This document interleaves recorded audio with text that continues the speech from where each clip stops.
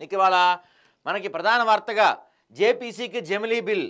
లోక్సభలో జమిలీ బిల్ను ప్రవేశపెట్టిన కేంద్ర మంత్రి అర్జున్ రామ్ మేఘ్వాల్. 129వ రాజ్యాంగ సవరణ ద్వారా సభలోకి బిల్. ఓటింగ్ కోరిన విపక్ష సభ్యులు. స్పీకర్ హైబ్రిడ్ విధానంలో ఓటింగ్. అనుకూలంగా 269, వ్యతిరేకంగా 198 ఓట్లు. ఒకే దేశం ఒకే ఎన్నిక బిల్లుకు లోక్సభ అనుమతి. తీవ్రంగా వ్యతిరేకించిన విపక్షాలు. రాజ్యాంగ విధ్వంసం అంటూ ఆందోళన. రాష్ట్రాల హక్కులను దెబ్బతీయటమేనన్న టీఎంసీ. అన్ని పత్రికల్లో కూడా మనకి ప్రధానంగా ఈ వార్త గురించే వచ్చింది. అయితే ఓటింగ్ ప్రవేశపెడితే అనుకూలంగా 269, వ్యతిరేకంగా 198 మంది వచ్చారు. అయితే హైలైట్ పాయింట్ ఏంటంటే బీజేపీకి చెందిన 20 మంది ఎంపీలే నిన్న ఓటింగ్లో పాల్గొనలేదు. దీనిపై బీజేపీ చాలా సీరియస్గా ఉన్నట్టు మనకు తెలుస్తుంది. ఆ 20 మంది ఏ కారణాలతో రాలేదు, ఎందుకంటే చాలా బీజేపీ ఎప్పటి నుంచో చాలా ప్రతిష్టాత్మకంగా ఆలోచిస్తున్న బిల్. అలాంటి ఈ ఓటింగ్ అప్పుడు 20 మంది హాజరు కాకపోవటాన్ని బీజేపీ చాలా తీవ్రంగా పరిగణిస్తుంది. చూద్దాం ఒకసారి మనం. ఇదిగో ఓటింగ్ జరుగుతున్నప్పుడు వీళ్ళందరూ చేతులు ఎత్తారు.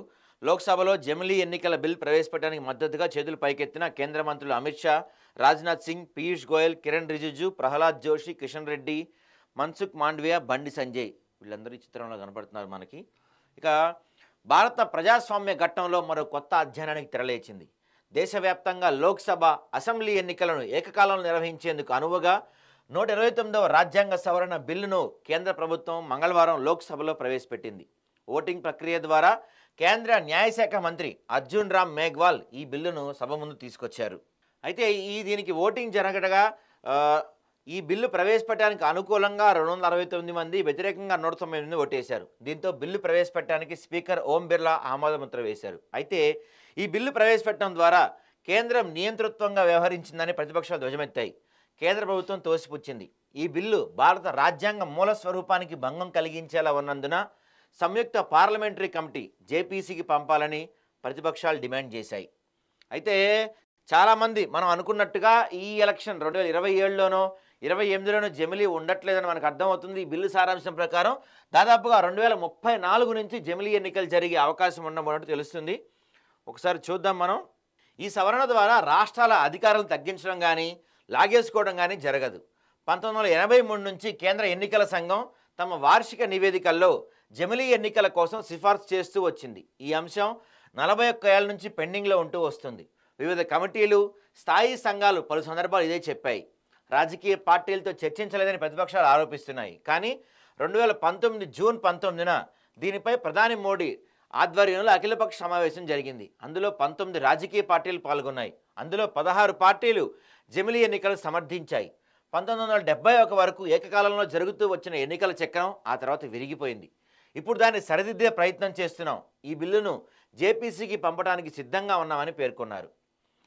జమిలీ ఎన్నికలపై రాజ్యాంగ సవరణ బిల్లును జేపీసీకి పంపాలని మంత్రివర్గ సమావేశంలో చర్చ సందర్భంగా ప్రధానమంత్రి అభిప్రాయం వ్యక్తం చేశారని కేంద్ర హోంమంత్రి అమిత్ షా చెప్పారు. బిల్లు ప్రవేశపెట్టే సందర్భంలో చర్చలో ఆయన మాట్లాడారు. జేపీసీలో అన్ని అంశాలపై చర్చ జరుగుతుంది. దాని నివేదిక ఆధారంగా కేబినెట్ ఆమోదిస్తుంది. ఆ తర్వాత చర్చిస్తే బాగుంటుంది. 129వ రాజ్యాంగ సవరణ బిల్లు రాజ్యాంగ వ్యతిరేకం. రాజ్యాంగ మౌలిక స్వరూపంపై దాడి చేస్తున్న ఈ బిల్లును వ్యతిరేకిస్తున్నామని కాంగ్రెస్ సభ్యుడు మనీష్ తివారీ స్పష్టం చేశారు. రాజ్యాంగంలోని 7వ షెడ్యూల్కు విరుద్ధంగా బిల్లు ప్రవేశపెట్టారని మండిపడ్డారు. ఏకకాలంలో ఎన్నిక బిల్ ద్వారా రాజ్యాంగ విధ్వంసానికి పాల్పడుతున్నారని సమాజ్వాదీ నేత ధర్మేంద్ర యాదవ్ ఆరోపించారు. జమిలీ ఎన్నికలంటే రాష్ట్రాల హక్కులను దెబ్బతీయటమేనని టీఎంసీ సభ్యుడు కళ్యాణ్ బెనర్జీ ఆరోపించారు. జమిలీ ఎన్నికలు ప్రజాస్వామ్యానికి వైరస్ లాంటివని టీఎంసీ వాళ్ళు చెప్తున్నారు. జమిలీ బిల్లును వ్యతిరేకిస్తున్నట్లు డిఎంకే సభ్యుడు టిఆర్ బాలు చెప్పుకొచ్చారు. ఇక రాజ్యాంగ సవరణ బిల్ దేశ ఎన్నికల ప్రక్రియనే సమూలంగా మార్చివేస్తుందని, దీనిపై చర్చ జరగాలని ఆర్ఎస్పీ సభ్యుడు ప్రేమ్చంద్రను పట్టుబట్టారు. ఇక ఎన్డీఏ మిత్రపక్షమైన టీడీపీ బిల్లుకు మద్దతు తెలిపింది. కేంద్ర మంత్రి పెమ్మసాని చంద్రశేఖర్ బిల్లుకు మద్దతు తెలపగా విపక్ష సభ్యుల నుంచి తీవ్ర వ్యతిరేకత వ్యక్తమైంది. వైకాపా కూడా ప్రభుత్వానికి అనుకూలంగా ఓటేసినట్లు సమాచారం. అయితే ఆ పార్టీ తన వైఖరిని అధికారికంగా ప్రకటించలేదు. శివసేన ఉద్ధవ్ వర్గం బిల్లును వ్యతిరేకించగా షిండే వర్గం సభ్యులు మద్దతు తెలిపారు.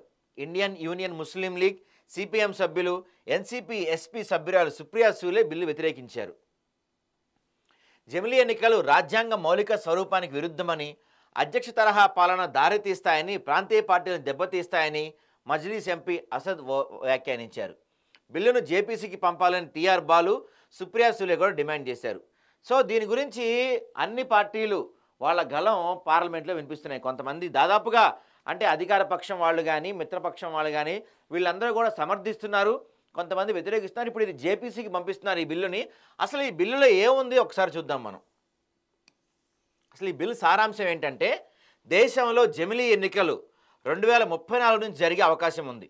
129వ రాజ్యాంగ సవరణ బిల్లు చట్టం రూపం సంతరించుకున్నాక జరిగే సాధారణ ఎన్నికలకు అనంతరం ఏర్పడే లోక్సభ తొలి సీటింగ్ డేకు రాష్ట్రపతి నోటిఫికేషన్ జారీ చేస్తారు. అపాయింటెడ్ డేగా పిలిచి ఆ రోజు తర్వాత ఏర్పడిన అన్ని అసెంబ్లీలు లోక్సభ కాలపరిమితితో పాటే ముగుస్తాయి. ఆ తర్వాత నుంచి లోక్సభ, అసెంబ్లీ ఎన్నికలన్నీ ఏకకాలంలో జరుగుతాయి. లోక్సభ కానీ, అసెంబ్లీ కానీ పూర్తి కాలం ముగియక ముందే రద్దయితే వాటికి 5 ఏళ్ల కాలంలో మిగిలిన సమయానికి ఎన్నికలు జరుగుతాయని బిల్లు పేర్కొంది. అందువల్ల జమిలీ విధానం 2029 సార్వత్రిక ఎన్నికల తర్వాతే ఆచరణలోకి వస్తుంది.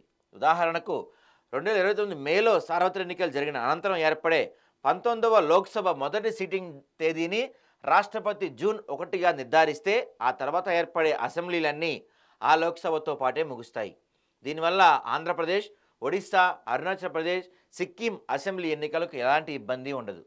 2004 నుంచి వాటి ఎన్నికలు లోక్సభ ఎన్నికలతో పాటే జరుగుతున్నందున 2029, 2034లో అదే విధానం కొనసాగుతుంది. తెలంగాణ, రాజస్థాన్, మధ్యప్రదేశ్, ఛత్తీస్గఢ్ తదుపరి అసెంబ్లీ ఎన్నిక 2028 నవంబర్, డిసెంబర్లో జరిగి 2033 నవంబర్ వరకు మనుగడలో ఉంటాయి. ఇక 2029లో ఏర్పడే 19వ లోక్సభ కాల పరిమితి 2034 మేలో ముగినందున 2033 జరిగే తెలంగాణ అసెంబ్లీ ఎన్నికలకు 2034 లోక్సభ ఎన్నికలకు మధ్య ఏర్పడే 6 నెలల వ్యవధి రాష్ట్రపతి పాలన విధించే అవకాశం ఉంటుంది. ఇక 2028 మే, జూన్ నెలలో జరిగే కర్ణాటక, త్రిపుర, మేఘాలయ, నాగాల్యాండ్ లాంటి రాష్ట్రాల అసెంబ్లీలు 2033 మే, జూన్లో ముగుస్తాయి. 34తో జరిగే లోక్సభ ఎన్నికలతో వీటికి ఏడాది వ్యవధి ఉంటుంది కాబట్టి ఆ ఏడాదికే అసెంబ్లీ ఎన్నికలు నిర్వహిస్తారా, లేదంటే వాటికి రాష్ట్రపతి పాలన అమలు చేస్తారనేది చూడాలి. మిగిలిన రాష్ట్రాల్లోనూ ముందు వెనుక ఎన్నికలు ఉండడంతో ఏం చేస్తారనేది వేచి చూడాలి. సో ఈ జమిలీ బిల్లో మనకి మొదటి నుంచి ప్రధానంగా వస్తున్న ఇబ్బంది ఏంటంటే అసెంబ్లీ ఎన్నికలు.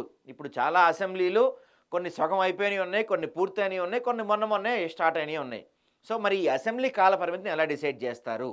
పార్లమెంట్ ఎన్నికలతో అంటే దేశంలో జరగబోయే సార్వత్రిక ఎన్నికలతో కలిపి ఈ అసెంబ్లీ ఎన్నికలను ఎలా డిసైడ్ చేస్తారు అనే దానిపైన ప్రధానంగా చర్చ నడుస్తుంది. అయితే మనకు అందుతున్న ప్రాథమిక సమాచారం, నిపుణుల సమాచారం ప్రకారం 2034 తర్వాతే జమిలీ ఎన్నికలు ఉండబోతున్నాయి అనేది మాత్రం అర్థమవుతుంది. మరి ఈలోపుగా కేంద్రం ఏదన్నా అద్భుతం చేస్తుందా, ఇంకేదైనా మ్యాజిక్ చేసి 2027, 28 వాళ్ళు అనుకుంటున్నట్టుగా నెక్స్ట్ ఎలక్షన్స్ ఎట్టి పరిస్థితుల్లో జమిలీ ఎన్నికల వైపే వెళ్తామని చెప్తున్నట్టుగా మరి ఇంకేదన్నా కొత్త క్లాజులు యాడ్ చేయబోతున్నారో తెలియదు. కానీ ప్రస్తుతానికైతే మనకు అందుతున్న సమాచారం ప్రకారం 2034లోనే జమిలీ ఎన్నికలు ఉండబోతున్నాయి.